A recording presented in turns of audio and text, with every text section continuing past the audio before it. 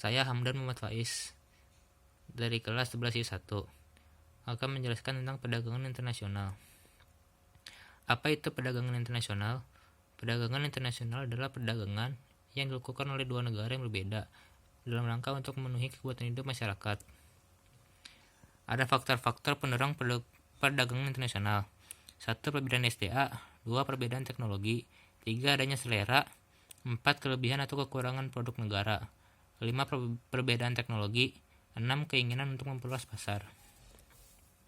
Kemudian ada faktor-faktor penghambat perdagangan internasional. 1. Keamanan suatu negara. 2.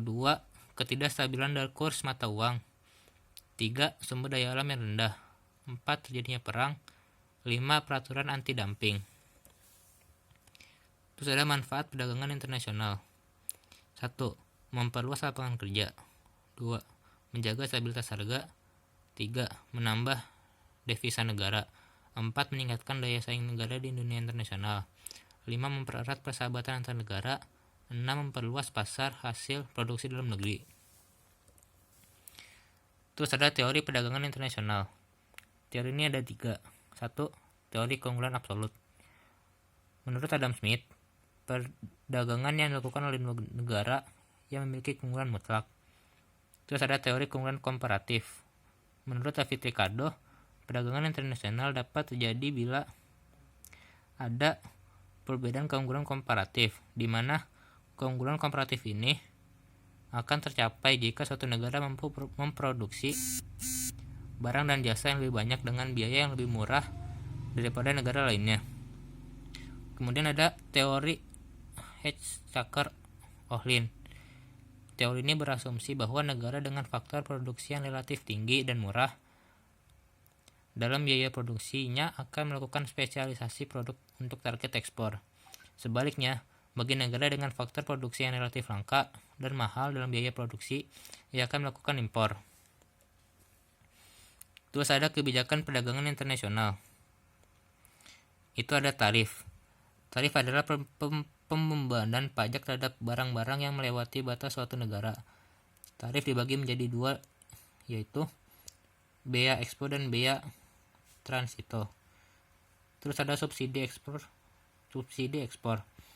Pemerintah memberikan subsidi kepada perusahaan untuk memproduksi barang-barang atau jasa. Dengan demikian, biaya produksi dapat ditekan sampai produksi dalam negeri menjadi murah dan dapat bersaing dengan produksi luar. Terus ada larangan impor. Kebijakan ini hanya berlaku kepada barang-barang tertentu saja yang bertujuan untuk melindungi industri dalam negeri. Terus yang keempat ada kuota. Kuota adalah pembatasan mutlak terhadap jumlah fisik impor tertentu selama waktu tertentu. Hal ini mengakibatkan jumlah barang impor yang masuk akan lebih mudah dikontrol. Dampak COVID-19 terhadap perdagangan internasional. 1. Perdagangan mengalami penurunan. 2. Pariwisata menjadi sepi. 3. Banyak negara yang membuat kebijakan untuk membatasi kegiatan ekspor-impor. 4. Banyak perusahaan yang mengalami penurunan omset.